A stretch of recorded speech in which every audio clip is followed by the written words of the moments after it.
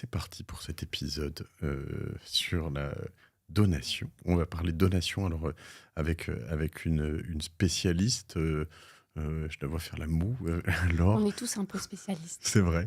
Chez On les aime bien. notaires, tu veux dire. Chez les notaires, on aime bien ce type d'acte. Alors voilà. Et ben écoute, on va parler de donation. Alors, en préparant cet épisode, tu m'as un peu fait la remarque, ce qui m'a semblé évidente a posteriori, mais pas forcément a priori, d'une différence entre la donation et la succession. Même si la donation fait partie de la succession, en fait, ça n'est pas tout. Et en fait, la donation, c'est souvent des choses qu'on va faire de son vivant, en fait. Hein. C'est une partie de la succession, mais qu'on fait de son vivant, potentiellement. Tu vas peut-être me donner un peu plus d'éléments là-dessus. J'aimerais qu'on comprenne, alors, pour tout le monde, en fait, des plus jeunes aux plus vieux, euh, pourquoi c'est intéressant, pourquoi ça pourrait ne pas l'être, comment on peut le faire, à qui on peut le faire, dans quelle proportion, est-ce que je peux tout donner, à qui je peux donner aussi, est-ce que c'est forcément mes enfants, parce que c'est la première chose à laquelle on pense, mais est-ce que je peux donner de l'argent aux pauvres, à ma maîtresse, à mon conjoint inavoué, je sais pas moi, à qui je veux en fait, à l'église, oui, ça c'est autre chose. Voilà. Mais ça doit faire partie des donations, j'imagine, en l'occurrence tout ça, de ce cadre-là. Donc on va essayer de scoper tout ça, et puis je voudrais qu'on parle aussi euh, d'autres formes de donations qui sont aussi très incentivées, peut-être à la fin si on trouve le temps, qu'on appelle le pacte Dutreil. Je crois que c'est plus pour les entrepreneurs, mais pas que. Et tu vas me raconter tout ça. Ça te va comme programme? Ça me va Ok. super bien comme programme et c'est un sujet qui est très à la mode, le pacte du trade. Donc, même les personnes qui n'ont pas forcément une entreprise ont peut-être une âme d'entrepreneur. Donc, Ça peut peut-être les inciter à s'y mettre. ça les incite. Tout le monde les incite d'ailleurs en ce moment à devenir Bon voilà, entrepreneur. je vois que je t'ai pas présenté. Alors tu es Laure Gachignard, tu es notaire, donc, Voilà. dans une étude, j'allais dire un cabinet, mais non, c'est une étude, qui s'appelle Angle Droit, qui est à Paris uniquement. Enfin, d'ailleurs, il y a des études qui sont dans plusieurs villes, c'est possible, ça? Alors aujourd'hui, c'est possible avec la loi, depuis la loi Macron. Oui. Il y a un système d'horodatage qui a libéralisé la profession.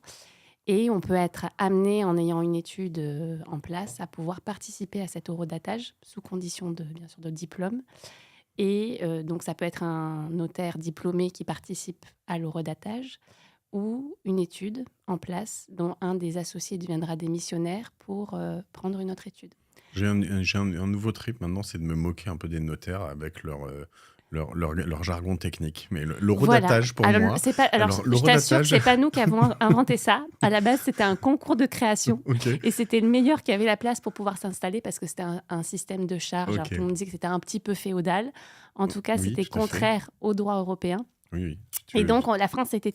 Sauf que tu pouvais hériter de la charge de tes parents aussi, hein, c'est Voilà. pareil. Hein, donc, en fait, c'est une sorte de, oui, Il y a- de il y a- droit très chelou quand même. Hein, ouais, ouais. Voilà. Et donc, le droit de la concurrence européen voilà, a sanctionné un petit peu, en tout cas a menacé de sanctions la France. Et donc, on s'est mis au diapason.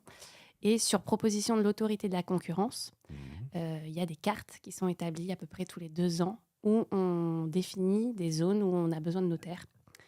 Et dans ces zones-là, on peut postuler et être tiré au sort par un huissier de justice D'accord. qui dresse un procès verbal. Et dans ces conditions-là, il y a pas mal d'études qui ont arbitré pour se dire ça serait bien qu'on crée une sorte de franchise, quoi, et qu'on ait plusieurs études en France. Et donc, on peut maintenant avoir des études qui ont une étude à Nice et une étude à Paris. D'accord. Certains on pensait que c'était un peu un détournement de la loi parce que cette loi, elle était destinée à permettre l'accès aux diplômés parce qu'il y a peu de places et beaucoup de diplômés. Hmm. Et donc, c'est vrai que voilà, c'est un petit peu controversé aujourd'hui le fait qu'il y ait des études qui aient plusieurs offices, mais ce qu'on appelle des multi-offices. Mais en tout cas, ça existe et ça se Tu veux dire développe que de les plus en notaires plus. se rebiffent? Les notaires se rebiffent. Alors, les notaires, au début, n'étaient pas très d'accord avec cette loi croissance, Ok. enfin, cette loi Macron. Et au final, voilà, ça permet à la profession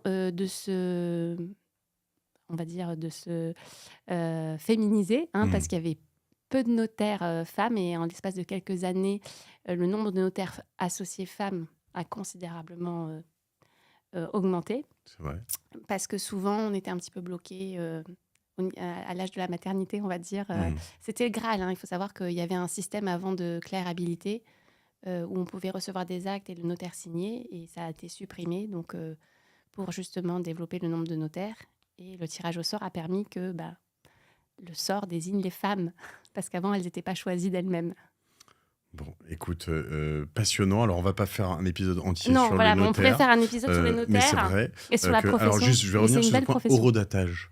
Pourquoi horodatage? Parce que pour moi, un horodateur, c'est juste un truc qui te certifie l'heure et la date. Parce que en fait, on passe à ce système-là. C'est un huissier qui utilise ce système pour justement tirer au sort un contingent de notaires par zone. Et en Ok. fait, il y a un certain nombre de places limitées et énormément de postulants, forcément. Et c'est par ce biais-là c'est pour ça qu'on appelle ça l'horodatage. Très bien. Alors, sur ce point de technique d'horodatage, on a bien commencé. Oui. On va revenir sur la donation. Est-ce que tu peux me définir ce que c'est qu'une donation? Et dans quel contexte on le fait? À qui on peut le faire? Enfin, déjà, on va commencer par qu'est-ce que c'est? Voilà. Alors, une donation, et ça, c'est important de le dire, parce que quand j'ai parlé avec toi au début, on n'était pas forcément ajusté sur ce que c'est une donation. Une donation, c'est un dépouillement qui est irrévocable. C'est-à-dire que je donne un bien de mon patrimoine de façon irrévocable et actuellement, dans l'instant présent. Quand on était petit, on disait donner ses données, reprendre ses volets, c'est ça? Voilà. Il y a un grand juriste du XVIIe siècle qui s'appelle Loiseau qui disait, qu'il y a un adage qui existe pour les notaires, on dit toujours donner et retenir ne vaut. C'est-à-dire qu'on ne peut pas donner et reprendre. D'accord. C'est maintenant tout de suite. Et on distingue ça du testament. Dans le testament, on va pouvoir préparer l'avenir. Et en préparant l'avenir, en fait, on va pouvoir, via ce testament, répartir ses biens entre ses héritiers. On peut même faire un testament partage, quelque chose de très précis. Mais ça ne va s'appliquer qu'à son décès. Donc, on a intérêt à bien faire les choses parce qu'après, on ne sera plus là pour voir l'application et la mise en œuvre de ces dispositions testamentaires. Alors, ça peut être des choses d'ordre patrimonial, mais ça peut être un testament très littéraire où on transmet des positions philosophiques. Je ne sais pas si tu as lu le testament de Louis XVI, mais c'est assez touchant. Et le testament de Napoléon. Voilà, il y a des grandes figures de l'histoire comme ça qui ont écrit des très beaux testaments. Et donc, le testament, c'est pour l'avenir. La donation, on se met dans le moment présent. Et c'est vrai, quand j'ai parlé avec toi pour préparer l'épisode, qu'il y a une vraie confusion. En fait, pour les personnes, c'est important de le définir, entre l'héritage et la donation. La donation, elle va avoir des conséquences sur l'héritage, puisque ce qu'on a reçu, dans une certaine mesure, on va en tenir compte dans la succession, mais pas forcément. Voilà, c'est pas la même chose. Et pas plus tard que la semaine dernière, c'est pour ça que ça m'a fait sourire ta question, j'ai un monsieur qui est venu à l'étude, qui avait pris rendez-vous pour une donation. Donc, je me suis dit, chouette, une donation. Bon, même si c'est pas forcément l'acte le plus facile. Et en fait, il est venu me voir pour me dire, alors là, moi, je suis malade et je veux que tout mon patrimoine aille à mes fils. Je veux supprimer mes filles de ma succession. Voilà. Donc moi, je vais leur faire une donation. Normal. Non. Normal, attends, on va pas filer. On va pas filer l'argent aux filles. Hein. Non, mais attends. Voilà. Ça, c'est 2023, quoi. Et voilà, exactement. Et donc, je lui ai dit, mais je ne comprends pas. Alors, vous avez pris rendez-vous pour une donation, mais lui, ça lui paraissait vraiment logique de me dire ça. Et pour nous, la donation, c'est vraiment quelque chose d'actuel. C'est un vrai audit du patrimoine. Vous noterez qu'elle a pensé à moi quand ce monsieur est arrivé, qu'il a dit ça. Hein. Je ne sais pas pourquoi. J'ai pensé à toi. L'image que je renvoie. Et donc voilà, et donc ça a été l'occasion pour moi, et d'ailleurs comme ça je vais pouvoir revenir sur des principes de droit français qui ont trait aux donations et aux successions. Rappeler à ce monsieur qu'en France on n'applique plus la loi salique, hein, que les hommes ne sont pas avantagés par rapport aux filles, et qu'on a un ordre public qu'on doit protéger. On ne peut pas donner, discriminer un tel ou tel type d'héritier en raison de son genre, de sa religion. Sa sexualité quand même, peut-être, non ? Sa sexualité également. Non, même pas. Même pas. Alors, alors, il fut un temps où on ne pouvait pas, la Cour de cassation après est revenue, on ne pouvait pas donner des biens à sa maîtresse ou à sa concubine, etc. Mais maintenant, elle s'en fiche. Mais sur la question du genre et de la religion, là, on ne peut pas discriminer les personnes. Je pensais aussi à la sexualité de ses enfants, tu sais, s'ils étaient gays et tout, est-ce qu'on pourrait... Si c'est affiché, en tout cas, ça sera remis en cause, hein, parce que c'est clairement discriminatoire. Donc tout ça, on ne peut pas de façon affichée s'en prévaloir. En revanche, on va pouvoir favoriser un Oui, enfant, mais il faudra une volonté affichée qui est recevable. d'accord. Donc, en Donc droit tu ne peux français, pas dire, «Je veux donner moins à cet enfant parce que c'est une femme ou parce que, elle est gay voilà, ou parce qu'elle est exactement, musulmane». Donc c'est par ça. exemple, ça marche pas? Donc, ce monsieur-là, il était très déçu. Peut-être qu'il allait voir un autre notaire pour voir si c'était vrai, mais en tout cas, c'était pas possible. C'était possible d'arriver à son objectif en avantageant certains de ses héritiers, en l'occurrence des hommes, mais c'était pas possible de le faire de la façon affichée comme il le souhaitait. Et donc, c'est l'occasion de rappeler aujourd'hui, parce que les personnes ne le savent pas, mais il y a plein d'affaires médiatisées qui font que les personnes ont quand même une base et savent ce que c'est. Rappeler qu'en droit français, ce qui est très important, c'est le principe de la réserve. OK. On va pouvoir donner, on va pouvoir donner ce qu'on veut à n'importe qui, ça c'est sûr, mais on va devoir respecter l'ordre public et les bonnes mœurs, d'abord, et on va devoir respecter la réserve. La réserve, c'est Attends. Alors, la réserve, OK, c'est le cœur des choses. J'ai deux, trois questions. Là, on parle de donation, ça vaut aussi sur du coup, l'héritage l'héritage, par la suite, hein, exactement. donc C'est les mêmes principes. d'accord, et les 2 sont liés. C'est-à-dire, comme tu le disais tout à l'heure, je sais pas quels sont, mais si je donne, 20 ou 50 à l'un, que j'ai 3 enfants ou 3 personnes à qui je veux donner, je donne 50 à l'un de mon vivant, quand on fait les calculs au moment où je meurs, on dira: «Il a donné 50 à ce moment-là». Donc attention parce que ça doit compter, dans le total de ce qui va être légué à la fin, hein. On est d'accord? C'est exactement OK, ça. Mais alors, il y a des actes qui permettent de faire les choses autrement. Je pourrais t'en parler bien après, sûr. la donation-partage. Mais le principe, c'est ça, c'est qu'on va, on va, voilà, mettre au pot commun l'ensemble des donations, en tout cas pour le calcul de cette réserve, l'ensemble des donations qu'ont reçues chaque enfant. Et les bonnes mœurs, et tu m'as dit Bah, pas les bonnes mœurs et la c'est ce que je te légalité? disais, Ouais. tout à l'heure. C'est-à-dire qu'à un moment donné, le legs à sa maîtresse, je te parle ça, c'était avant Mmh. les années 50, il y a eu des décisions de justice, voilà, qui n'ont pas retenu ce type de legs. Le legs, par exemple, il y a eu des décisions, en raison de la couleur de peau du compagnon, qu'un enfant avait été un enfant avait été exclu de la succession Mmh. ou désavantagé, et si c'était clairement affiché, c'était pas, retenu, c'était annulé en justice, ce genre de choses. Mais aujourd'hui, tu dis, parce qu'on dit maîtresse, mais ça peut être un amant, hein, Maîtresse et amant, oui, aujourd'hui non, aujourd'hui ça fait plus ça partie passe, des tu as le bonnes mœurs. droit. Voilà, Donc c'est OK. des arrêts de la Cour de cassation, qui sont revenus sur cette pratique-là, et donc là, mais aujourd'hui même, voilà, cette notion de bonne mœurs, elle recouvre pas forcément la fidélité, quoi. OK. Donc c'est plus dans les bonnes mœurs, la fidélité. Très bien, je le Plus note. vraiment. Et Tout très à fait. bien. Et l'idée donc étant que, je reviens, si je vais jusqu'au bout là-dedans, si de ton vivant, tu as donné 50 de ta fortune à, encore une fois, ça peut être, amant, maîtresse ou quelqu'un que tu veux faire, mais en toute discrétion, heu eh bien, au moment de ton décès, quand on va solder les comptes, on va dire, il va quand même y avoir un moment où il va y avoir un rappel à Mmh. tes descendants qui vont dire: «À ce moment-là, Matt, il est sympa, mais C'est il a quand ça. même donné, à machine et à machin», Alors, tout tout dépend ça. de la façon dont, s'il a été très discret, ça se verra peut-être pas, mais s'il a bien fait les choses. Mais en tout cas, cette réserve, elle existe au profit des descendants. Donc, Mmh, si la personne n'a pas d'enfant, elle va pouvoir faire un peu ce qu'elle veut, oui, hein, c'est elle qui décidera. OK. Si elle a des enfants, cette réserve, elle va dépendre du nombre d'enfants. Si la personne a un enfant, elle va pouvoir donner ou léguer la moitié euh, de son patrimoine, de sa fortune, à un tiers. À qui je veux. À donc ça peut être son conjoint, ça peut Mmh, être sa maîtresse, et ça peut être, ça peut être, encore une fois, et un tiers, ça peut être l'église ça peut être l'église, ça peut ouais, être des ça peut associations, être ça peut être d'accord. vraiment Mais tu ne peux pas léguer plus de la moitié, de ce que tu en as présence d'un en enfant. présence d'un enfant. Voilà. Et si tu le fais, si j'ai envie de le léguer Voilà. Alors, à ma maîtresse et aux frères musulmans, eh bien, je peux le faire pareil en anonyme, ou au moment où j'ai légué, que les autres, c'est écrit quelque part, et les puis frères de musulmans, c'est pas sûr que ça marche, hein, encore une fois, parce qu'il faut que oui, c'est vrai, l'association, elle soit pas. peut-être.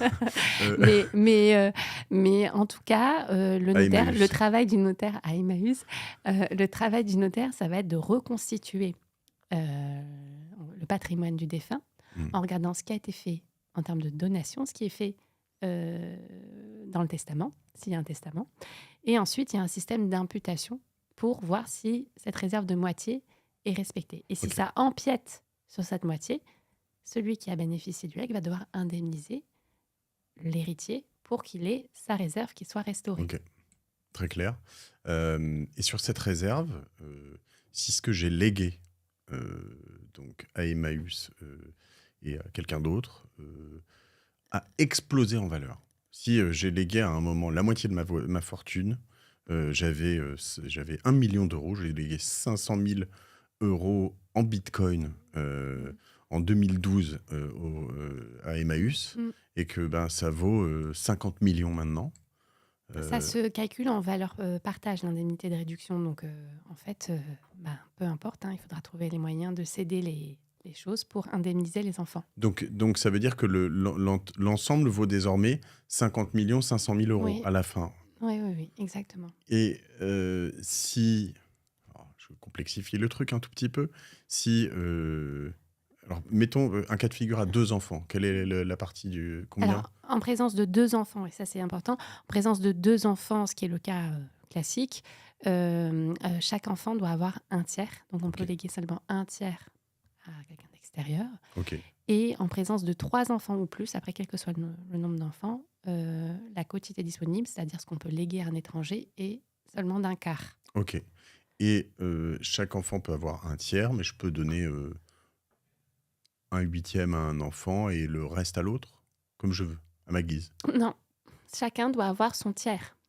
D'accord. Voilà. Non, c'est vraiment Donc, tu nominatif. as 100 millions d'euros, chacun de tes enfants doit avoir 33 millions, 130 000. Ouais, 300. c'est nominatif. Ok. Et En après, en revanche, le ce qu'on- troisième tiers, oui, je peux le donner voilà. à l'autre enfant. Mm. Donc, je peux donner 66 millions à l'un Exactement. et 33 millions à Et l'autre. c'est en l'occurrence, c'est ce qu'a fait le monsieur dont je parlais. Il a utilisé toute la quotité disponible pour avantager ses fils en ne disant pas que C'était c'était parce que c'est des garçons, mais que c'était parce que... des hommes. Voilà. Mais voilà, c'est un moyen de détourner, de parvenir à son objectif. Ok. Et alors, si j'ai 2 enfants, on a dit un tiers, je donne à j'ai 1 million d'euros de fortune. Je donne 250 000 à l'un et 250 000 à l'autre. L'un fait le cas, j'imagine, l'un s'achète une Ferrari et l'autre s'achète des bitcoins. On est en 2013 et puis la Ferrari de l'un, alors c'est pas le cas, il faudrait que je dise plutôt une Bon, il l'a Mercedes laissé très sur un chère. compte ou je sais Voilà, pas. elle vaut plus que 50 000 à la fin et les bitcoins de l'autre valent 50 millions. Qu'est-ce qu'on calcule à la fin? Alors, en fait, c'est le problème et c'est pour ça que je reviendrai sur la forme des actes parce que ça, c'est très important. Si on a fait une donation classique, qui n'est pas une donation qui vaut partage, par exemple parce qu'on a fait ça dans des actes séparés et qu'on n'a pas fait un vrai partage entre les personnes, effectivement, s'il y en a un qui a laissé l'argent sur un compte et qui n'a pas fructifié et que l'autre a fait une grosse plus-value qui est due à la conjoncture économique, celui dont le bien a doublé ou triplé de valeur va devoir partager son enrichissement avec l'autre. Alors ça, c'est dans le cadre de la donation classique. Tu dois partager avec l'autre. Donc, si vous avez, par exemple, un frère ou une sœur qui est très fort en finance et que vous avez une donation classique, faites-vous plaisir. À la fin, de toute façon, vous prendrez l'argent de votre frère ou de votre sœur. Cigale ou fourmi, de toute façon... alors, en réalité, ça ne se passe pas vraiment comme ça parce qu'il y a plein de parents qui font l'erreur de faire ça, notamment parce qu'ils passent par des formulaires de l'administration fiscale. Alors du coup, j'aborde maintenant la question de la forme de la donation. Ça, c'est un truc qu'on peut faire, que j'ai appris avec toi en préparant ça. On peut faire une donation sans passer par un notaire, directement avec un CERFA. Le principe, c'est non. Alors, on a été un petit peu conspués dans des émissions en disant qu'on impose aux gens de faire des donations. C'est pas vraiment le cas. Le principe, c'est que pour distinguer la simple velléité de la vraie intention de donner, le principe, c'est que le législateur, dans le Code civil, il faut un acte notarié, solennel, parce que le notaire vérifie vraiment la volonté d'abandonner le bien au profit du donataire. Le principe. Ça, c'est le principe. Il y a eu plein de critiques sur parce que plein de personnes étaient favorables au consensualisme et donc se sont développées des pratiques pour les dons manuels, donc les dons de sommes d'argent, où on se départit d'une somme et donc on le voit. C'est ce qu'on appelle la tradition, parce que justement, il y a ce mécanisme de dire je fais le virement ou je remets les sommes. on dit, bon, dans ces cas-là, la personne réalise qu'elle se dépossède, donc il n'y a plus vraiment besoin de passer par un notaire. On peut passer par ce formalisme allégé. C'est un formulaire qui est sur le site des impôts, qui s'appelle un formulaire de don manuel et qu'on peut télécharger.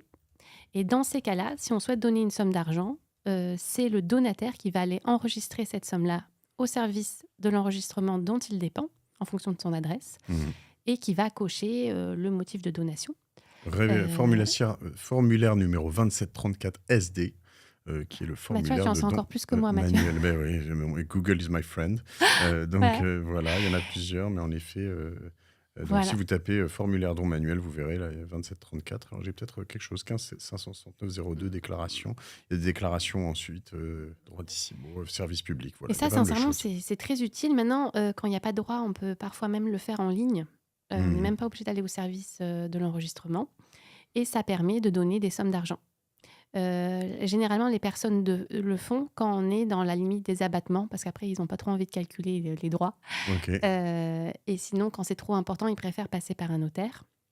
Ces formulaires-là, on peut donner par enfant jusqu'à 100 000 € par parent.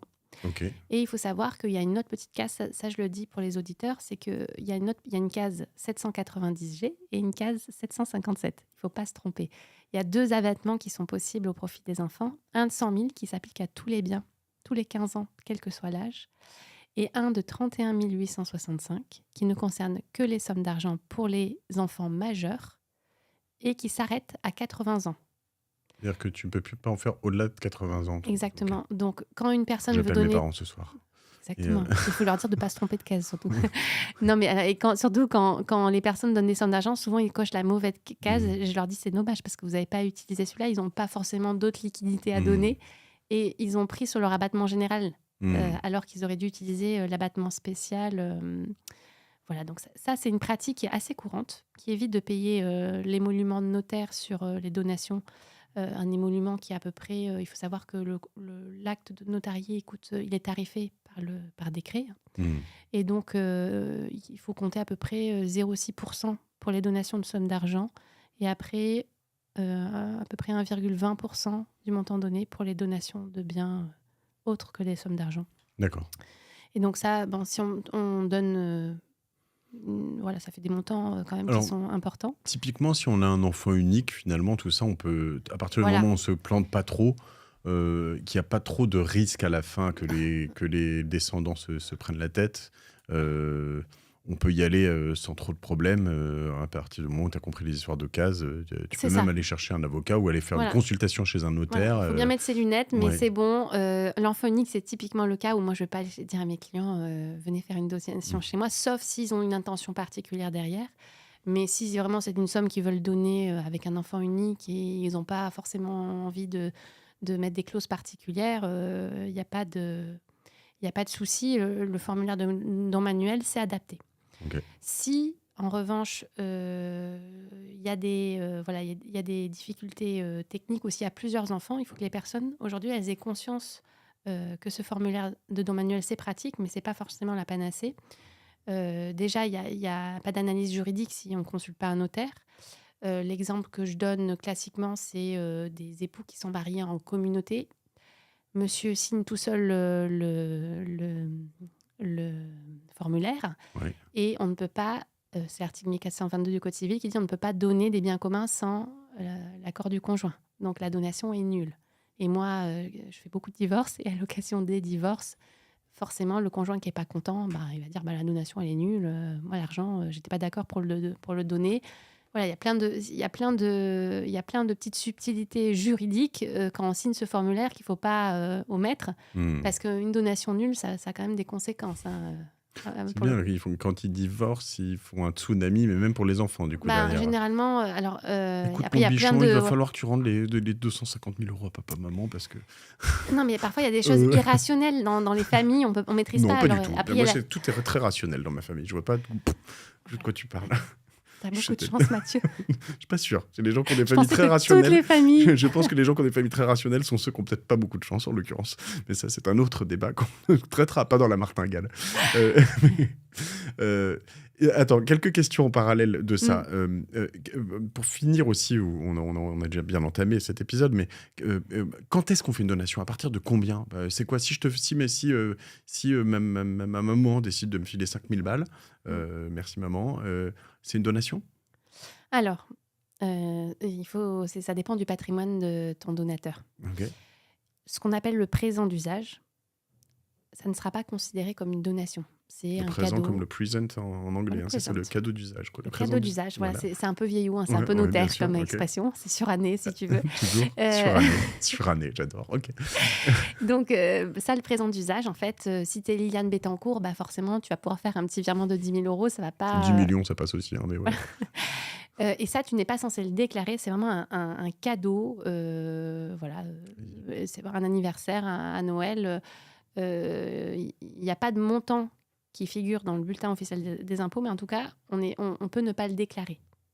Ok. Il y a Donc, quand même un montant max qui est 37 000, ce que tu disais. non, tous les... non, ça, c'est pour une vraie donation. Ok. Le présent d'usage, il n'y a pas de montant.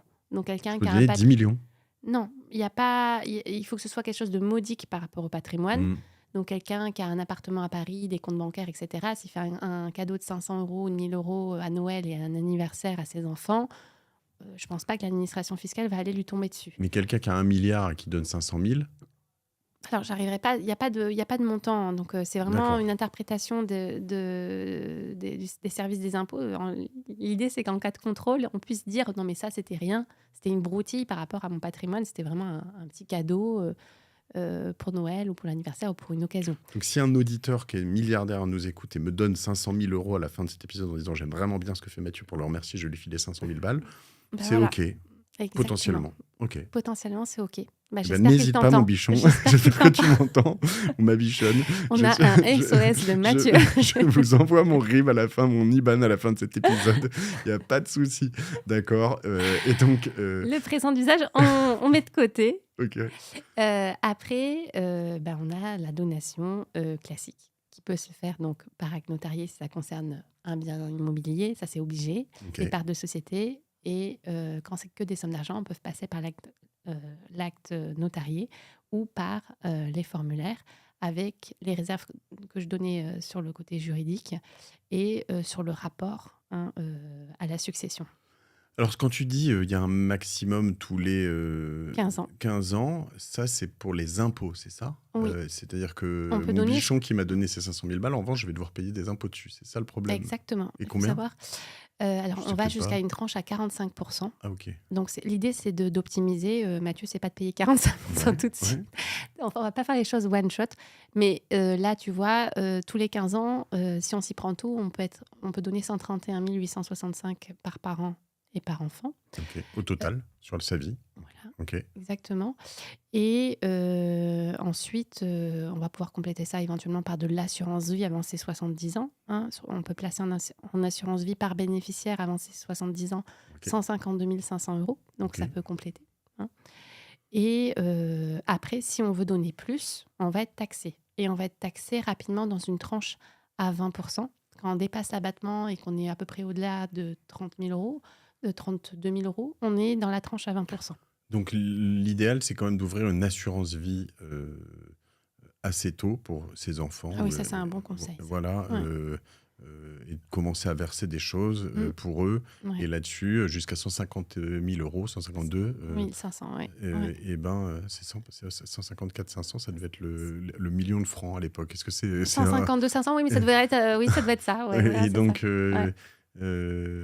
1,55957, ça doit être ça. Ouais, on n'est pas Ouais, encore tout on à est fait. pas loin. Et donc, tu donnes ça sur toute ta vie, mais par tranche. Ah non, sur l'assurance vie, tu fais comme tu veux? Ouais, tu fais comme tu En veux. revanche, ils ont pas le droit d'y toucher avant que tu meurs. Ça, non, c'est de L'assurance l'héritage. vie, voilà, Ouais, c'est ça. ça, c'est pas de la donation. Ok, Ça, c'est très bien. même pas de l'héritage, c'est de la stipulation pour autrui. C'est un terme Ok. technique.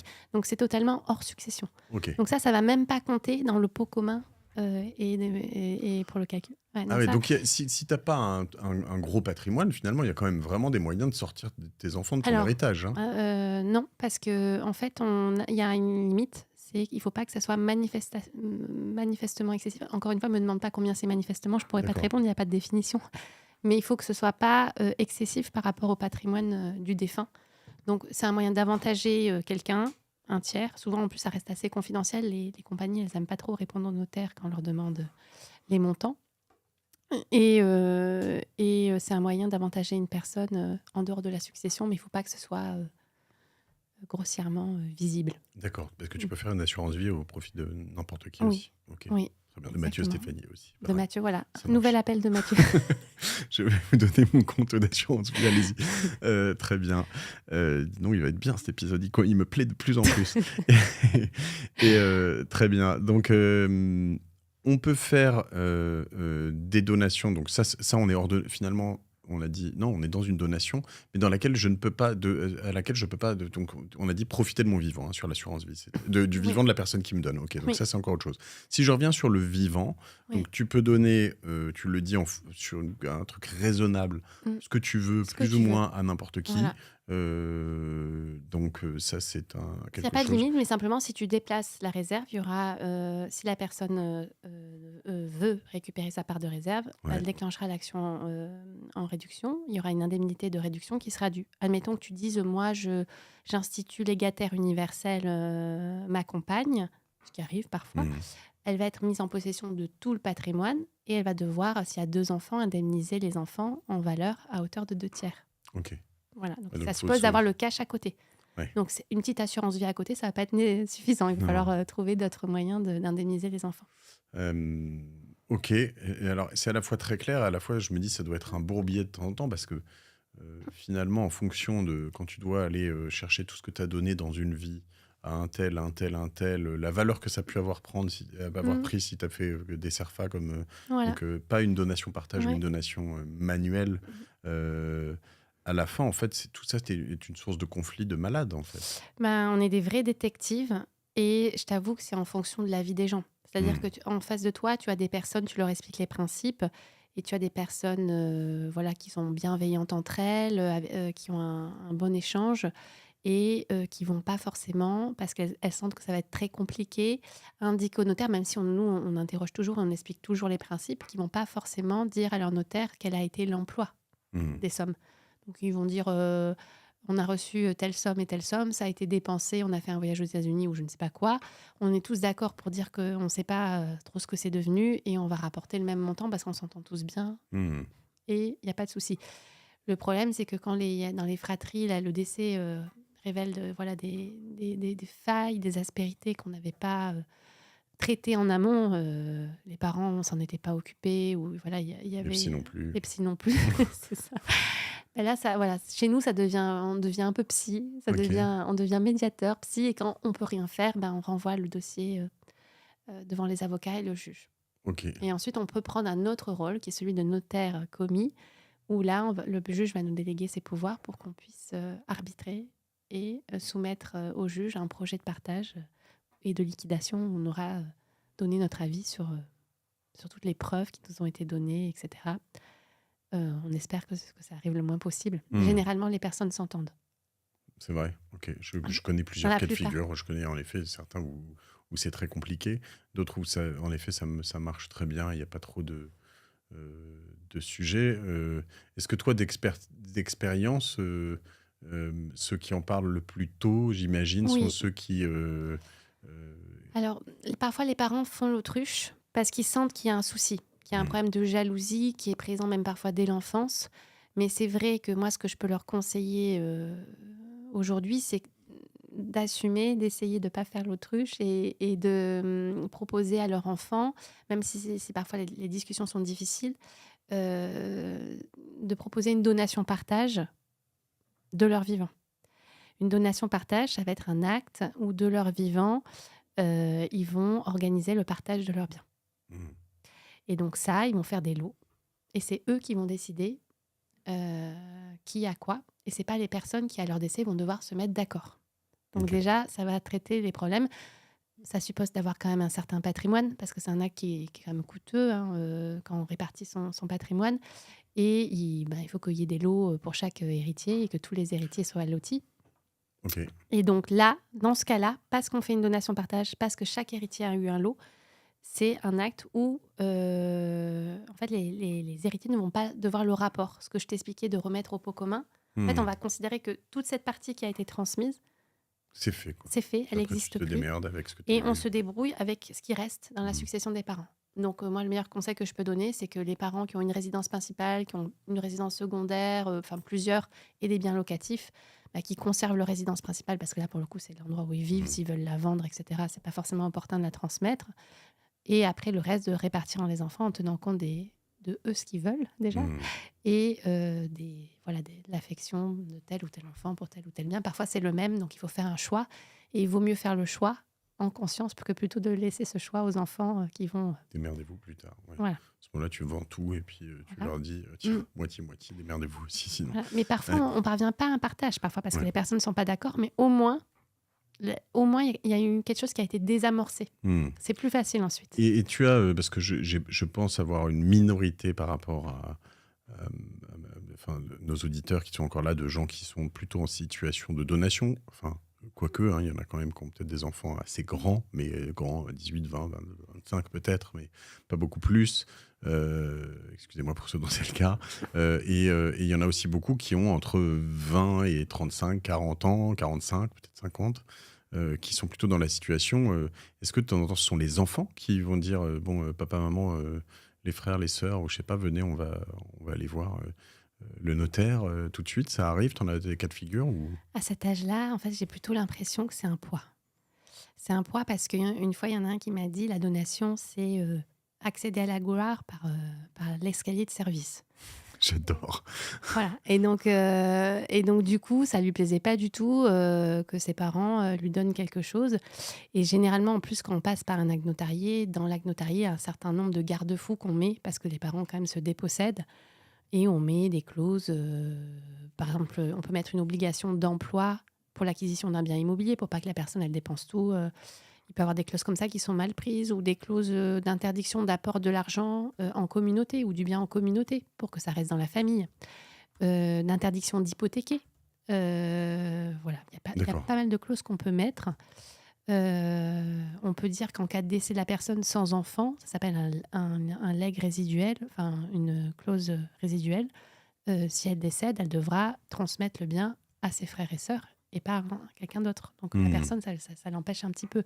Il y a des clauses qui sont un petit peu restrictives et certains jeunes nous disent en plus, non seulement voilà, moi, on m'impose ça et en plus on met plein de clauses, ils ne savent pas trop comment Mais vivre ça. si tu arrives à faire abstraction de ça, il y a quand même un moment où être celui qui dit bon les gars, on va se mettre autour de la table là, parce que ça suffit, c'est peut-être pas complètement idiot, quoi, même si s'il faut avaler ce genre de choses, sachant que moi, alors accéder à la gloire par l'escalier de service, je trouve ça, que j'adore cette expression que je viens de noter, parce que tu vois très bien le type qui fanfaronne, t'as envie de dire mais mec, vas-y, voilà, tu vois, donc je comprends ce truc. Et c'est pas nécessairement mon trip. Après, l'idée, c'est qu'en revanche, quand tu restes dans des zones à 20, 30 000 euros, que ça t'aide à avoir un apport pour faire ta première acquisition, dans des zones chères, etc., il y a un moment où c'est aussi quelque chose qui est un petit... C'est ça. Mais souvent, ces personnes-là, là, je te parle de la vingtaine. Ouais. À la trentaine, quand tu achètes un appartement, finalement, tu n'es pas si mécontent d'avoir ça. Et à la d'avoir quarantaine, de service, voilà, ça, généralement, c'est comme ça que ça se passe. Il y a la petite aide à la trentaine, c'est souvent des sommes d'argent. Et à la quarantaine, pour les personnes qui ont un patrimoine et qui sont eux-mêmes à la retraite et qui ont les enfants qui sont autour de la quarantaine, ils organisent la transmission de leurs biens, de leurs autres biens, via une donation-partage. Et ça permet aussi, ça on n'en a pas parlé, via le démembrement. Si les parents souhaitent se réserver les fruits, l'usufruit, ça s'appelle, d'avoir un abattement fiscal en fonction de leur âge, qui décroît. Ok. Donc, entre 51 ans et 61 ans, il faut savoir que les parents, s'ils donnent dans cette tranche d'âge-là et qu'ils se réservent l'usufruit, donc ils se réservent la jouissance du bien, si le bien est loué, ils ont les loyers, ils doivent assumer l'entretien, il y aura un abattement de 50% sur la valeur. Donc, si le bien vaut 200 000 et qu'on veut le donner à un enfant, eh ben, le fait de se réserver l'usufruit, ça ne sera plus que 100 000 et le parent qui donne, il sera exonéré totalement, alors que s'il avait donné la pleine propriété, et parfois c'est pas sa volonté parce qu'il veut toujours continuer à assurer son train de vie et percevoir les loyers, il aurait été taxé sur 200 dans la tranche à 20%. Donc il y aurait eu l'abattement de 100 000 et il aurait été taxé sur 100 000 à 20%. Donc le fait de préparer aussi les partages et d'anticiper, ça évite d'avoir les enfants qui, quand on leur annonce le montant des droits de succession à régler dans les 6 mois du décès des parents, parce qu'il faut Mmh. les régler dans les 6 mois, d'avoir des mines décomposées. Oui. Hein, c'est aussi un acte de générosité pour les enfants. Et les parents peuvent même décider dans l'acte de prendre en charge les frais de donation et les droits qu'on va régler. Ça ne sera pas considéré comme une donation supplémentaire. Ok. Donc ça peut être en plus un double cadeau. Ouais, il y a énormément de petits apprentissages intéressants Mm. à partir du moment où tout ça, philosophiquement, tu es pour une transmission. Voilà. Parce qu'il y a aussi évidemment des gens qui sont un peu, pas opposés, mais on voit de plus en plus de courants de personnes qui... j'ai reçu Pierre-Édouard Sterrin, par exemple, qui a donné sa fortune intégralement à une fondation, la Fondation du Bien Commun, près d'1 milliard d'euros. Et ça, en fait, qui disent, oui, mais on doit tous commencer avec les mêmes chances. Donc Exactement. voilà. Ça, en revanche, en France, c'est pas possible. Lui, C'est il fait ça pas depuis la possible. Belgique. Non. Même si tu as je sais pas, une holding ou quelque chose, je peux pas Non, dire, non. attends, non. Donc Non, ça, ça va pas être c'est- possible. Alors, c'est tout le problème d'ailleurs des anglo-saxons qui investissent en France et qui savent pas comment contourner le mécanisme de la réserve en France.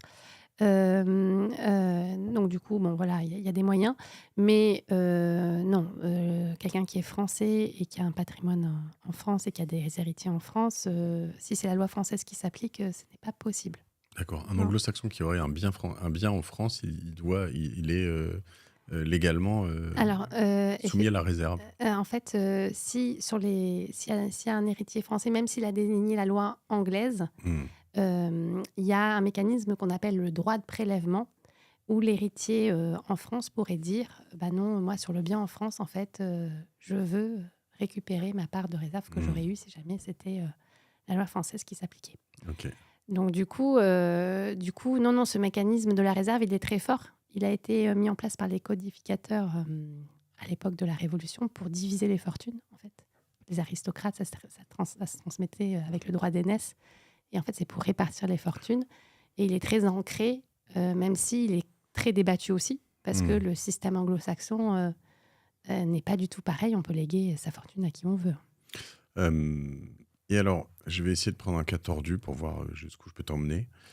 Si j'ai un peu de cash, une société qui vaut beaucoup d'argent, et que je donne alors une part, chacun a sa réserve, hein, c'est ça la réserve, c'est la part donc à un de mes 3 enfants, tout mon cash qui correspond, mettons, à sa réserve, plus ou moins. Donc j'ai 1 million, ils doivent prendre, si je comprends bien, 250 000 chacun, c'est ça à peu près. Je lui donne 250 000 en cash. Et le reste de mon patrimoine, c'est ma société. Et je fais cette donation en donation partage. Enfin, c'est possible. Je peux lui donner que à lui à ce moment-là. Alors non, si tu fais une donation partage... C'est forcément les 3 autant. Oui, Ok, partage. Okay, Il faut qu'il y ait un vrai partage. Alors, le partage peut ne pas être égalitaire, mais au final, ça complexifie complètement l'opération. En fait, pour que ça soit une vraie donation-partage et qu'il n'y ait pas le système du rapport dont on parlait tout à l'heure, il faut qu'elle soit partage et que chacun ait son lot. Donc, si je donne à Jules, mon petit dernier, mon chouchou, évidemment. Ouais. On a beaucoup de problèmes avec les chouchous parfois. Vrai. Oui, on a des médiations sur les chouchous. Un jour, ils entendront ça, c'est pas vrai, j'ai pas de chouchou. Mais si je donne à Jules 250 000, que le million qui reste, c'est la valeur de ma société, que je fais ça devant notaire, tout bien, etc., et que ma société banqueroute, plus rien, et qu'au moment de ma mort, c'est lui, les autres, vous aurez rien. Jules devra combien aux 2 autres? Devra-t-il quelque chose aux 2 autres? En fait, ce qu'ils ont eu, si leur part ne vaut rien, ce que tu as donné, tu les as donné les parts de ta société, c'est ça? Ouais. Voilà. Donc, on va devoir rapporter ces parts en valeur au jour de ton décès. Pareil pour les 250 000. Alors, s'il a acheté un appartement qui a doublé, il devra peut-être rapporter 500 000. Et après, il devra compenser avec les frères. D'accord. Et c'est lui qui leur devra quelque Oui, chose. donc de temps en temps, même si tu veux favoriser certains de ton vivant, etc., tu peux quand même finir par léguer des espèces de grosses bouses quand même, hein, j'ai l'impression. Alors après, dans ta donation, tu peux dire, par contre, il y a des clauses où tu peux dire, moi, cette donation, je souhaite qu'elle soit prise sur la quotité disponible ou sur la réserve. On dit une donation hors part ou une donation en avancement de part. Avant, on disait par préciput ou en avancement d'oirie, mais ça, c'était C'est bon, encore je suis plus perdu. suranné. Voilà. Ok. Et donc, ça va être un moyen de dire si je la donne hors part, de dire que en fait, tu vas avantager un de tes enfants pour prendre sur la quotité disponible. Donc, s'ils sont 3, celui il va prélever sur le quart que tu peux donner et le reste sur sa réserve. Oui, mais il n'en reste pas moins que si jamais à la fin, Mais si à je la n'ai plus fin, rien, oui, il va quand même il va falloir que devoir, oui, il aura l'avantage d'avoir la quotité disponible, mais il devra indemniser les autres. Ah oui, oui. Ok. Ouais, ouais. Je sais pas si j'ai compris pas mal de choses, mais je sais pas si à la fin de cet épisode, j'ai compris aussi que je pouvais le faire sans notaire, mais je sais pas si j'ai très envie de le faire sans notaire. Je sais pas si, soit Non, je me mais dis nous-mêmes, parfois, on se relie entre nous. Je te rassure, il y a des fois où c'est hyper compliqué. à la fin, là, comme ça, je me dis, ok, je peux le faire. Pff. Non, c'est vrai que je me demande si soit tu es très très très forte et très intelligente et que tu m'as complètement brouillé à un point où je me dis en fait, faut surtout pas le faire sans notaire, ce qui serait pas mal. Soit juste, c'est juste Non, mais un je sais pas cauchemar. de faire du prosélytisme. Honnêtement, le J'ai formulaire, compris. ça peut être bien dans certains cas, Ouais. mais Notamment c'est quand vrai t'as que qu'une seule personne, ça on l'a compris. voilà. Mais après, si on veut aller sur des choses plus compliquées et sur un partage de patrimoine, il faut absolument le préparer, ne serait-ce que même le préparer les enfants psychologiquement, avoir une discussion, amener les choses et pas plaquer des volontés sur eux, parce que s'il y a rien de pire et ça a des effets un peu dévastateurs. Sachant que moi je pense aussi que, tu vois, sans avoir aucun jugement de valeur dans une approche idéale, égalitaire, pure et parfaite, je pense que il est préférable de donner, ça c'est mon avis à moi, hein, autant à chacun de tes enfants, même si j'ai une fille, et que je lui donne, peut-être que je lui donnerai autant qu'à mes garçons. Cela dit, je pense aussi qu'il y a des chemins de vie où tu as des enfants qui deviennent des gros cons et que tu as juste. Alors, tu peux devenir toi-même un gros con, c'est possible hein, d'ailleurs, mais et que juste à un moment tu dis, mais tu sais quoi, je veux pas lui donner.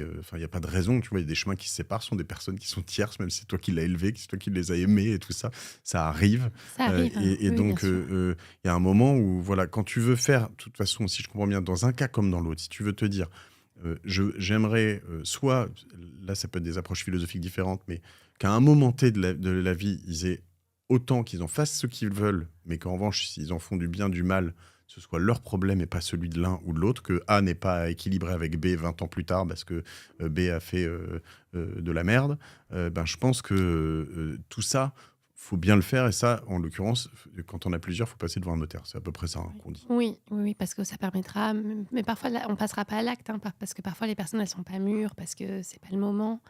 Mais ça permettra, oui, d'identifier les objectifs de chacun. Parfois, parmi les enfants, il y a des enfants qui sont fortunés, d'autres qui sont dans des situations complètement différentes.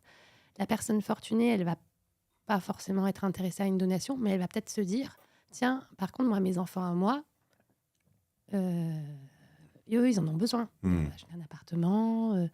Et donc, dans le cas d'une donation partage, on peut aussi faire ce qu'on appelle une donation transgénérationnelle. Et un des parents peut décider de dire j'accepte que mes enfants me représentent. Et voilà, donc il y a toute cette organisation-là qui est quand même complexe à mettre en œuvre. Et ça nécessite vraiment une préparation et des discussions. Ok. On peut donner. Alors, tout ce qui est donné est financiarisé d'une certaine manière. Je peux donner un Picasso, je peux donner un truc. Mais je peux donner un texte, t'as dit. Je peux donner des droits littéraires. Des droits littéraires. Oui. Alors, c'est des actes quand même très spécifiques. Il faut être assez spécialisé. Mais oui, il y a des. On doit les valoriser. À la fin, ce qui va faire la différence, c'est dire voilà, ça ne vaut rien, c'est une croûte. Ce texte n'a aucune valeur. On sollicite des commissaires-priseurs ou des spécialistes, même pour, par exemple, des livres anciens, des choses comme ça. Ok. J'imagine, un buffet, des choses comme ça. Moi, je pense à ça parce qu'aussi, je me dis, je pense qu'un des cas de figure que je peux aussi voir autour de moi, c'est les parents qui vont aider un frère, une sœur, parce qu'il en a besoin, elle en a besoin. Et puis toi, tu as bien bossé, tu as fait ton truc. Et puis tu te dis, ouais, mais bon, c'est OK, tu vois, c'est OK. Mais à la fin, je lui ai rien volé. Enfin, sans même trop de jalousie, tu te dis à un moment, durant toute la vie, ça va, mais...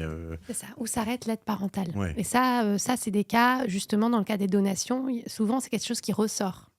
Et donc, justement, c'est l'occasion de dire avec mon frère ou ma sœur qui s'est fait beaucoup plus aider, y compris à un moment donné où il était professionnel et où il avait un salaire et on ne comprend pas pourquoi il a continué à occuper le 50 mètres carrés dans le 6e, par exemple, de dire, bon, voilà, moi, ça me fait quelque chose. J'aimerais que cet avantage-là, il soit valorisé parce que pour moi, clairement, c'est plus qu'un cadeau, c'est plus de Mmh. l'aide parce que tu avais un salaire, etc.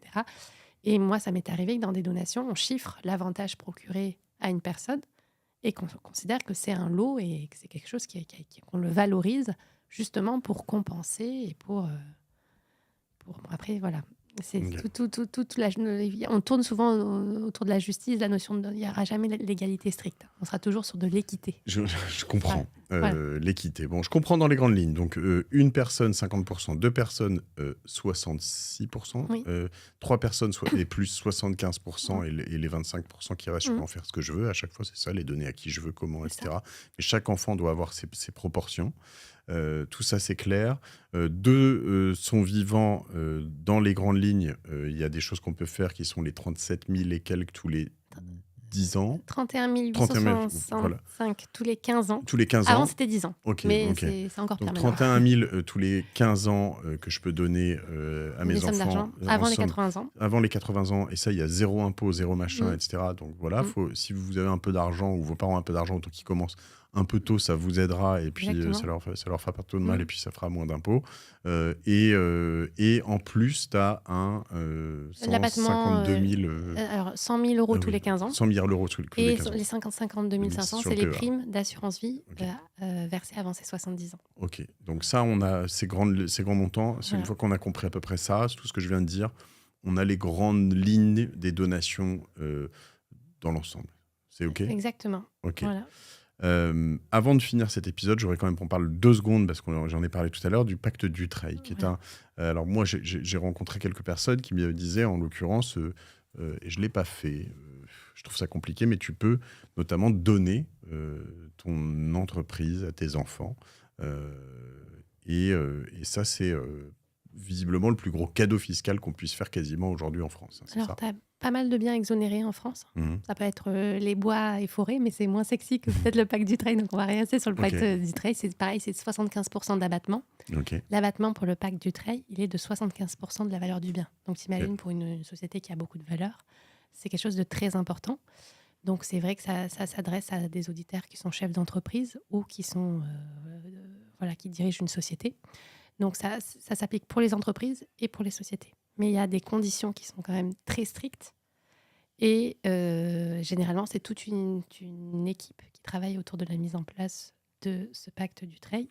Sachant qu'il y a un truc que j'ai compris là-dedans, c'est que, en fait, tu as 75% d'abattement, mais qui est quand même à calculer à l'instant T. Donc, typiquement, si je faisais ça en créant ma boîte, par exemple, la boîte, elle vaut 0. Enfin, elle peut valoir 10 000 euros de capital, je sais pas. Enfin, elle vaut vraiment littéralement rien, en fait. Donc, tu vas donner, plus elle va prendre de la valeur. Alors, c'est le principe des parts, etc. quand même, mais plus, en fait, de ton vivant, à la fin, si tu leur lègues une boîte qui vaut 1 milliard, ils vont avoir 0 impôt sur leur part. On est d'accord? Oui, mais alors généralement, dans l'ordre des choses, c'est jamais comme ça que ça se passe parce que si la personne, elle donne ses parts alors qu'elle a besoin de se financer, etc., ça va pas marcher. Oui, si ce n'est que tu peux avoir évidemment une histoire d'usufruit et de propriété. Hein. Oui, mais les banques, elles vont pas financer. Généralement, c'est quand l'entreprise est un petit peu mature et que le chef d'entreprise il veut partir à la retraite qu'on va poser ce genre de questions sur la transmission. Parce qu'après, il y a des engagements pour les personnes à qui tu donnes. Il va falloir que le chef d'entreprise ou le directeur s'engage à conserver un engagement collectif de 2 ans Ok. pour lui et ses ayants droit des parts, à partir du moment où il décide de solliciter un pacte Dutreil. Dans l'acte de donation ou dans la déclaration de succession s'il décède, on devra se référer à cet engagement collectif. Et ensuite, les donataires devront s'engager à conserver individuellement les parts pendant 4 ans. Ok. Et l'un d'entre eux devra exercer dans l'entreprise son activité principale ou une fonction de direction. Donc ça suppose en plus que dans l'un des enfants à qui tu donnes, il y en a un qui se voit reprendre l'entreprise de papa ou de maman. Ok. Et il faut que ce soit une entreprise opérationnelle, Donc, ça a une activité industrielle, commerciale, etc. Et si c'est une holding, il faut que cette holding, elle soit animatrice. Et il faut qu'elle Ok. soit animatrice jusqu'au bout de l'engagement. Donc, il ne faut pas se contenter de détenir des parts. Il faut animer le groupe de société et le démontrer si jamais on est contrôlé par l'administration fiscale. Et à la fin de l'engagement du pacte Dutreil, on va devoir, dans les 3 mois, adresser un certificat à l'administration fiscale pour dire qu'on a bien tout respecté. Et eux, ils vont pouvoir aussi contrôler pour vérifier que ça a été fait parce qu'on leur a envoyé cette attestation dans les 3 mois. Ok. Donc, c'est quelque chose qui est quand même très réglementé. Sur les sociétés, ça exige aussi d'avoir un pourcentage, ça porte sur un pourcentage du droit de vote et des droits financiers. 17% des droits financiers de mémoire et 34% des droits de vote. Et quand c'est une entreprise, il faut que ça porte sur toute l'entreprise. Ok. Donc, Quelle est la différence entre une société et une entreprise? une entreprise, c'est, je sais pas moi, quelqu'un qui a eu un magasin mais qui n'a pas Ok. fait une société qui est en nom propre. Ok, Alors qu'une ok. société, voilà, Ok. c'est quelqu'un qui a monté une SAS. Une SARL, Voilà. ok. Bon, très bien. Donc, c'est quand même un minimum C'est contrôlé. touchy. C'est touchy. Je ne vais pas donner à Louise, Elie et Jules 75% de ma société, quoi, tout de suite, comme ça. Car en plus, Il faut qu'il y ait je une vois vraie volonté de holding. reprise, Ouais. au moins pour l'un d'eux. Quand Et- elle a 10 ans, c'est bon, elle a beaucoup d'ambition. Ouais. Elle a beaucoup d'ambition. Bon, alors, il faut y réfléchir. Mais c'est pour ça que je te dis, c'est pas quand tu vas la créer forcément que tu vas pouvoir le faire, le pacte Dutreil. C'est D'accord. Mais pourtant, j'ai eu l'impression qu'on pouvait me dire, même à 10 ans, tu peux le faire. En effet, elle aura une volonté peut-être plus tard, tu vois. Mais Oui, ouais, mais il faut faire qu'il attention à pas trop t'en ait au maquiller moins un qui... Voilà. dans 7, Puis 8, 10, 12 ans. Ouais. Ok, il y a un peu de temps. Bon, pas mal à creuser, mais pas si magique que ça. Dans mon Ça cas de peut être figure. magique, mais c'est pas à tout moment, quoi. C'est dans une perspective d'atterrissage, on va dire, pour le chef d'entreprise ou le Ouais, dirigeant. de transmission, hein, notamment. Ouais. Donc, c'est une forme de donation. Exactement. Et Ça là-dessus, peut se faire au décès aussi. Hein. ça peut se faire au décès. Ouais. Et ça peut se faire. C'est toujours dans le cadre du reste, c'est-à-dire dans les proportions avec la quotité. Pardon, Oui, le- ça s'appliquera toujours. Ok. Je ne peux pas donner à un beaucoup plus la boîte, même s'il y a 75%. Là, 75%, c'est pour la Oui, c'est pour la défiscalisation. fiscalité, ça. C'est pas pour, Non, c'est c'est pas pas pour la sur le plan. valeur. Oui, parfois les personnes confondent le plan civil et fiscal, mais non, c'est pas Ok. pareil. Bon. Écoute, très clair. Merci pour toutes ces informations. On peut te suivre où sur Internet, peut-être? Tu as un réseau social de prédilection? Alors, en fait, nous, on a une activité qui est réglementée, donc on communique pas vraiment. Tu n'as pas de compte Après- LinkedIn, Laure Gachignard, si, si j'ai je un te compte cherche? LinkedIn, mais alors il n'est pas du tout actif, mais je sais qu'il y a des confrères qui sont très forts pour ça. Ouais. Mais sinon, oui, je sais qu'il y a aussi des confrères qui communiquent sur Instagram, et moi, je suis très nulle là-dedans. Ouais. Mais on a une amie commune, Héloïse, qui m'a donné quelques conseils et Héloïse Fortement. Boll. Oui. qui m'a fortement incité à plus communiquer. Donc, je m'y emploierai. Eh ben, écoute, j'ai cherché Laure Gachignard sur LinkedIn. Et en fait, je viens d'ajouter une personne, mais qui n'est pas toi. Tu vois, il y en a Ah une oui. autre. Oui. Et Il y voilà, a beaucoup de notaire. gachignards, c'est une famille C'est vrai. bretonne, donc il y en a C'est vrai. partout. Bon, ça y est, je t'ai trouvé, en l'occurrence. Angle droit. On peut vous contacter chez Angle droit notaire si on t'a. T'as même ton mail sur LinkedIn. en Voilà, mais il faut l'occurrence. pas me faire de pub. Il faut pas me faire de pub. Mais je te fais pas de la pub. C'est pas moi. Je ne suis pas payé pour le faire. Donc il n'y a pas de pub. C'est laure.gachignard@paris.notaire.fr. Si c'était de la pub, je serais payé. Tu m'as payé pour le faire? Il y a une transaction ou pas? Non. Aucun de mes invités ne m'a Non, jamais tu m'as payé donné sur un café. aucun Tu m'as de donné mes un café podcasts. quand même. En plus, c'est moi qui t'ai payé. Tu vois, c'est moi qui te donne des cafés. Donc voilà. Et grâce à moi, tu vas avoir beaucoup de virements. en plus. Exactement, peut-être. En fait, c'est plutôt j'espère. l'inverse. C'est vrai, Ouais. je te donnerai 10%. Ça, j'ai pas le droit non plus, je sais pas. Non. Bref, on va pas raconter trop de conneries en fin d'épisode, après tu vas me faire des coupes. Merci en tout cas pour tout ça. Est-ce que tu as une martingale à toi, un petit investissement péché mignon, un petit truc que tu as fait, que tu fais, refait, je sais pas moi. Alors, moi, j'ai envie de te dire, les coordonnées sont les plus mal chaussées. Donc, j'ai rien fait pour moi de particulier, si ce n'est acheter mon appartement. La chose que je peux conseiller, dont on n'a pas Du parlé, design, d'immobilier, de la... J'essaie de rallumer une caméra, ça fait des bruits bizarres, mais je sais pas ce qu'elle nous a coupé. ouais, Je sais pas moi, des œuvres d'art, Non, t'as pas... non, moi, j'aurais juste l'immobilier parce que c'est Ok. la pierre, quelque chose de sûr. Les notaires, quoi. Voilà, notaire, très notaire. Ok, tu Très allais bien. rajouter quelque chose peut-être quand même. Non, je dis, on n'a pas parlé de donation entre époux et ça, c'est Ah, vas-y, c'est tout. la petite dernière Voilà. donation très Donc, la donation entre époux, ça peut être un moyen d'augmenter les droits de son époux Mhm. et de d'écorner un tout petit peu plus la réserve parce que c'est le seul cas où il y a une quotité, ce qu'on appelle une quotité disponible spéciale, où on peut cumuler, par exemple quand on a 3 enfants, on peut cumuler l'usufruit, donc la jouissance du patrimoine, et en plus rajouter un quart en pleine propriété.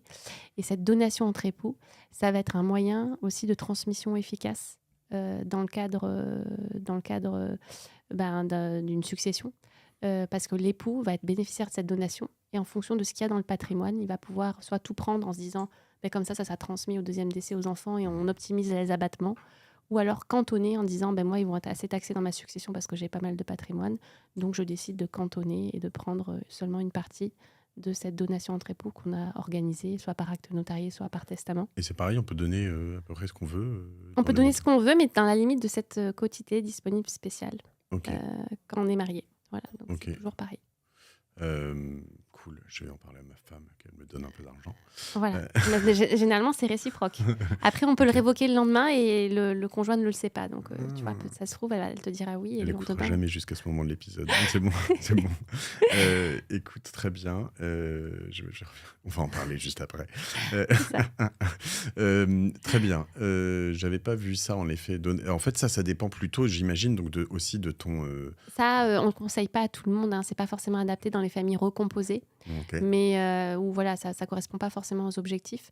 Mais voilà, quand on a des enfants communs et Mais sur ton contrat de mariage, en fait, c'est là où j'avais pas non, vu. il faut pas le mettre dans le contrat de mariage parce que si après on veut changer, il faut faire un aménagement de régime, c'est compliqué, Ok. il faut le faire à part. Mais si tu es dans un contrat de mariage où tu as tout en commun, là, je sais pas comment on l'appelle, mais la communauté. la communauté, Oui. par exemple, tu n'as pas besoin de faire de donation puisque tout appartient à l'un et à l'autre. Non, en fait, au décès, tu vas seulement avoir la moitié de la communauté. Ok. Donc, sur l'autre moitié, ça c'est réparti entre le conjoint Mhm. et les enfants Ok. qui vont prendre leur réserve. Donc, la quotité disponible spéciale et la donation entre époux, ça va être un moyen d'augmenter les droits du conjoint. J'entends. Ok. Eh ben écoute, on aura tout. Mais c'est assez technique. Hein. C'est technique, j'ai compris. Aussi. C'est pour ça que je me relance pas là-dedans parce que je me dis, On est reparti pour une heure là. Je suis tourné des épisodes trop longtemps en ce moment, un de On est plus. reparti pour une heure. Ouais, allez, merci. Laure Gachignard, Oui. merci pour tout. Et c'était passionnant. J'aurais pu en effet là, rouvrir ce chapitre. Mais, on va s'arrêter là. Merci. Ouais. Merci à toi, Mathieu. À plus tout le monde, merci pour tous. Écoutez, j'espère que ça vous a intéressé. Je fais quelques épisodes techniques sur certains sujets aussi assez techniques. N'hésitez pas à nous le remonter par mail, je crois que c'est contact@lamartingale.io ou sur le Discord. Il y a un accès à un Discord. Voilà. On essaie de venir aussi sur des épisodes qui sont très verticaux sur certains univers, certains produits financiers, d'autres plus... on va dire prendre de la hauteur comme la donation. Voilà, je pense que ça a toute sa place dans un podcast qui parle de finances personnelles et de patrimoine. Ce sont des moyens des moments de vie qui sont importants, des déclencheurs de fortune, d'infortune en tout cas. Voilà. On peut donner des dettes ? Bah oui, mais c'est pas conseillé. Et puis en plus, quand on Petite transfère pilule. des dettes, il faut demander l'autorisation à la banque. Donc Ok. Petite pilule de la fin d'épisode. S'il y en a un que vraiment vous aimez pas. Mais on peut renoncer à une succession où il y a trop de dettes. Hein, donc Ok. ça, il n'y a pas de souci. Allez, je vous embrasse. Salut. Avec ces mauvaises idées. Au revoir.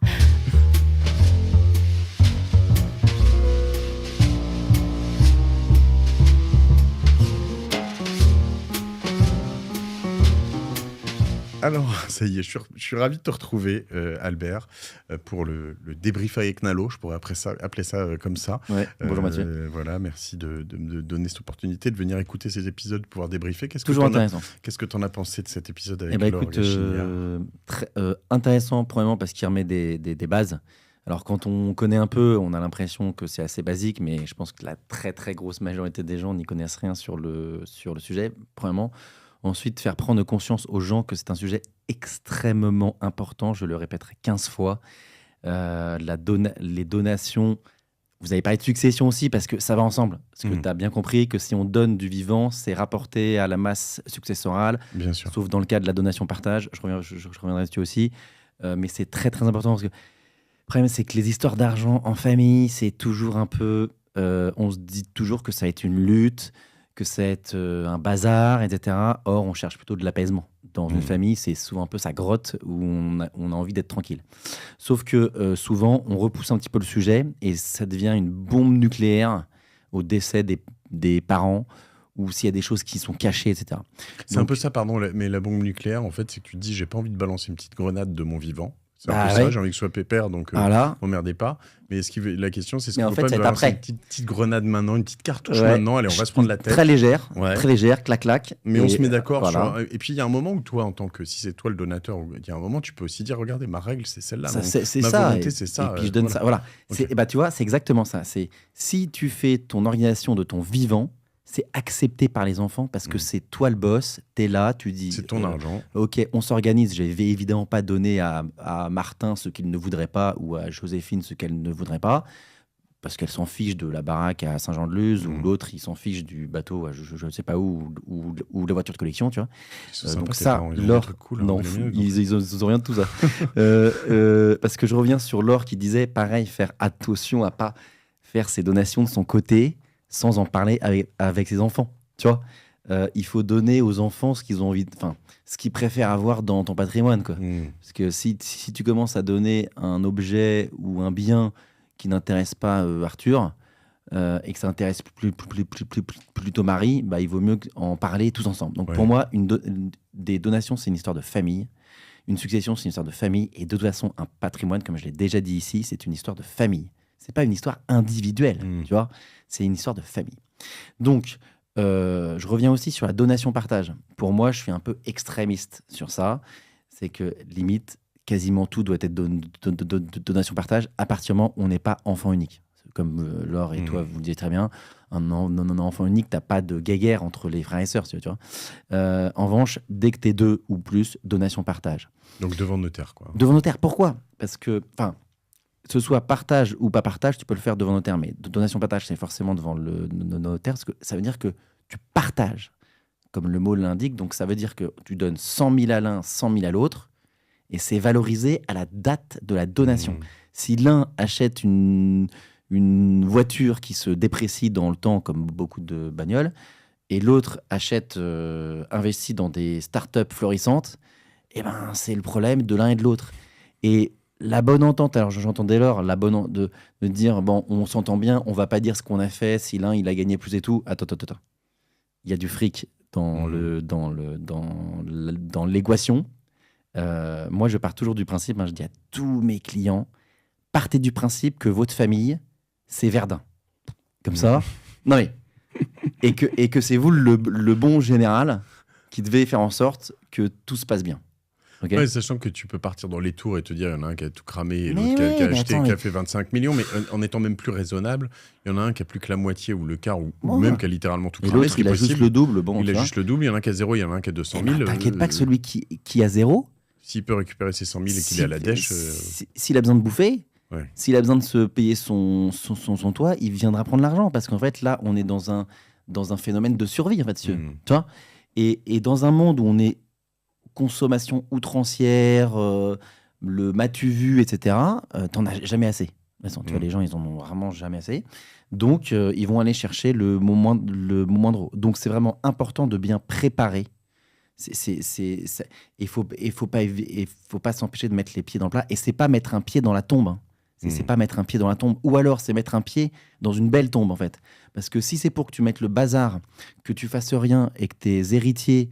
En fait, ils viendront jamais sur ta tombe parce que ça leur fera que des mauvais souvenirs. Ils diront, maman, papa, il n'a rien fait. Ce que tu dis ici, c'est que quand tu fais l'autruche, en fait, tu laisses le chaos derrière toi, quoi. Donc, c'est exactement ça. On sort de tout ça.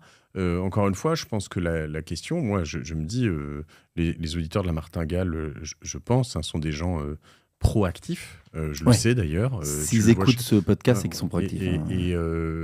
Mais ils sont peut-être pas toujours concernés. Alors, il y a peut-être des choses à faire sur... pour moi, avec mes 3 enfants, et commencer à y réfléchir, à se dire, OK, je peux donner un peu. des petites choses. Alors, je crois pas, je sais que les livrets A sont ouverts, Aux jeunes. les livrets Il y a jeunes. des PEA pour enfants aussi. Ouais, PEA j'ai fait jeunes, des ouais. trucs d'ailleurs chez Nalo aussi Ouais, là-dessus, ouais, exactement. pour Contrat mineur, contrat d'assurance vie mineure. Donc maintenant, et en plus, c'est bien de donner un peu. Tu donnes 5 000 euros, 3 000 euros, 1 000 euros même, on s'en fiche, juste pour habituer à ce que c'est que l'argent, qu'est-ce que c'est qu'investir. Voilà, je vais te dire que les 1 000 euros que je t'ai donnés, ce serait bien que tu en fasses ça, que tu investisses sur ça.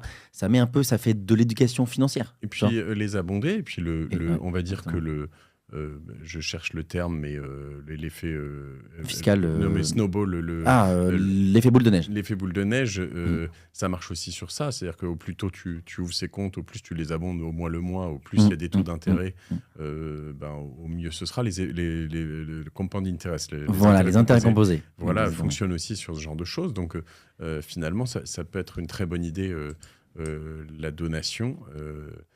Je reviens aussi sur le phénomène de est-ce que je fais devant notaire, est-ce que je prends pas de notaire. Ouais, mais attends, ça me coûtait. Hein, elle a dit, je donne une somme d'argent, c'est 0,6%. Une somme d'argent et 1,2% quand c'est d'autres biens, donc immobilier, voiture, etc. Je dis, je vais quand même pas lâcher 1,2%. Mais attendez, c'est rien par rapport à la sécurité que tu donnes à ta donation et la non remise en cause, parce qu'il faut pas oublier qu'un notaire, c'est un officier ministériel. C'est comme un flic, tu vois, un flic chope quelqu'un qui vole ou je sais pas trop quoi. Le fait que le policier dise c'est lui, en fait, sa parole, il est assermenté. Donc sa parole vaut sa parole à 100%. Un notaire, pareil. En fait, quand tu signes devant notaire comme un bien immobilier avec un acte authentique, etc., en fait, le notaire, c'est un officier ministériel, donc on peut pas remettre en cause l'acte fait devant lui. Tu vois ce que je veux dire ? Et une donation partage, pareil, hein, j'ai déjà entendu des cas de gens au décès de leurs parents qui avaient fait une donation partage 30 ans avant, tu vois, qui voulaient remettre en cause parce qu'ils disaient oui, mais ma sœur, elle a eu plus ceci, puis mon frère, il a eu plus cela, puis moi, en fait. Donc à l'époque, on a tous eu pareil sur la même équité de somme et de valeur. Mais bah oui, t'as eu un studio il y en a un qui a eu un studio à Paris et l'autre à La Baule. À l'époque, ça valait la même chose, hein, je schématise. Et puis 30 ans après, Paris, ça vaut plus. C'est l'histoire. Qu'est-ce que je te dise ? Ah, mais oui, mais ça, c'est pas normal. Tu peux pas remettre en cause une donation partage. Donc, au moins, c'est carré. Et je vais même donner un autre exemple, 2 exemples que j'ai en tête dingues. Des parents qui n'avaient jamais rien fait, ni donation, ni préparé la succession. La succession, elle a duré 30 ans, Mathieu. 30 ans. Et attends, et j'ai pas fini. À la fin, ça a été tiré à la courte paille. My God. À la courte paille. Donc, t'imagines, t'arrives chez le notaire, donc il cache sa main comme ça, t'as 2 pailles, 3 pailles ou 4 pailles, et t'en as une qui est la plus courte, tu vois. Et là, qu'est-ce que tu fais, tu vois, il faut pas que je me gourde de paille, tu vois. Non, et puis, donc là, c'est extrême un peu aussi, hein, tu vois. Ça arrive très très rarement, mais voilà. Ce que je veux dire, je reviens sur cet engagement qu'on peut faire. J'essaie de me dire à chaque épisode qu'est-ce qu'on fait à la fin, tout de suite, là, maintenant. Soit tu es dans la situation où c'est toi qui donnes, soit tu es dans la situation où on peut te donner. En fait, tu en parles parce que c'est 10 ans, c'est 20 ans, c'est 30 ans de perdu, de procès, etc. C'est non seulement 20-30 ans pénibles, mais tu divises les familles. Tu n'as plus de famille après. Tu vois. Voilà, tu n'as plus de T'as famille. plus de cousins. Tu as tout perdu. C'est-à-dire que 30 ans de biens qui sont en fait généralement frisés. Qui ne sont quoi, pas entretenus. Qui sont pas entretenus. Ouais, l'argent que ça te coûte à la fin. Ouais, non, mais fait, t'imagines, en fait, t'as tout perdu, en fait, tu vois. Juste parce que de son vivant, l'autre, il n'a pas fait ce qu'il fallait faire. Pareil, un point que je voulais souligner, quand tu as des personnes qui sont incapables juridiquement, donc qui ont des incapacités cérébrales ou physiques ou les deux. Ne pas oublier. J'en parlais avec des amis l'autre jour. Et souvent, quand on a un enfant qui est en incapacité, tu t'occupes de lui et t'oublies un peu que le jour où tu es décédé, comment ça se passe tu vois, bon, je digresse un peu en dehors de la donation, mais ça va quand même avec. Hein. Préparer. Je veux dire, vous pouvez pas, même si je comprends que la vie, tous les jours, on se lève le matin, on se couche le soir, on a plein de trucs à faire. Mais franchement, c'est important et je le redis à tous mes clients, tout le monde qui veut l'entendre. Le notaire est déjà une personne dans la société civile qui a une importance importante au niveau de l'organisation sociale, parce qu'il permet de faire en sorte que dans les familles, ça puisse bien se passer. Ça va du mariage à la succession, en passant par le divorce, en passant par le Pacs, en passant par les donations. Donc c'est une personne de confiance. partez du principe que c'est une personne de confiance qui voit plein de dossiers, qui voit plein de problèmes. Donc vous qui pouvez faire une montagne de votre petit problème avec votre famille, il va dire mais monsieur, madame, votre petit problème, c'est pas grand-chose par rapport à ce que je vois par ailleurs. Comme on peut voir avec les affaires Johnny Hallyday, Bettencourt, machin, enfin c'est rien les autres. Donc il faut faire attention. Il y a plein de choses. On peut mettre des clauses dans les donations. Laure l'a dit. Ouais. Tu donnes de l'argent, mais tu as le droit, comme c'est ton bien, tu as le droit de dire, par exemple, si la personne décède, l'argent revient dans la famille. Si elle disait très bien, par exemple, l'argent ne doit pas rentrer dans la communauté de la personne qui va se marier, etc. Donc, vous pouvez tout faire. Le droit, il sert surtout le droit civil, il sert à retranscrire la volonté des gens. Et en France, on a de la chance, on a un droit qui est très créatif. Bon, bah, très bien. Merci, on note ça. Voilà, on peut y aller. Il faut y aller plus que moi, je vais être dans l'injonction. Vous y allez. Vous prenez rendez-vous avec votre notaire. Donation, un trépoux, on l'a évoqué à la toute fin. Donation, partage. Donation simple. Donation vers des œuvres de charité, si vous voulez. Mais c'est vous qui donner, choisissez. c'est préparer la succession aussi. Exactement. Donc voilà, faites-le maintenant. Plus tard, c'est trop tard. Et si c'est vous qui demandez une donation, ça peut paraître un peu crevard, mais ça peut aussi juste dire, OK, c'est juste qu'on met les bornes en place de ce qui va se passer plus tard. Si vous êtes seul, ça peut sembler assez logique. S'il y a d'autres personnes, et encore une fois, si vous n'avez pas envie, dites-moi, moi j'en veux pas, je donne à mes enfants directement. Enfin, ça passe directement aux enfants avec la donation transgénérationnelle. Tout est possible. Tout est possible, organisez-vous. Allez, on vous embrasse. Merci Albert.